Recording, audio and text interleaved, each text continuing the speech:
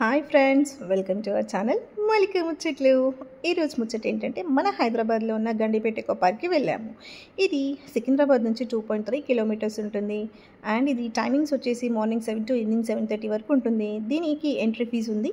Entry fee వచ్చి అడల్ట్స్కి అయితే 100 rupees, కిడ్స్కి అయితే 50 రూపీస్. ఇక్కడ ఫ్రీ పార్కింగ్ ఉంది. ఇక్కడ ఫుడ్ మాత్రం అవైలబుల్గా లేదు. మనం ఫుడ్ తీసుకొని వెళ్తే ఫుల్గా ఎంజాయ్ చేయొచ్చు. And Swiggy and Zomato orders మాత్రం ఇవ్వచ్చు.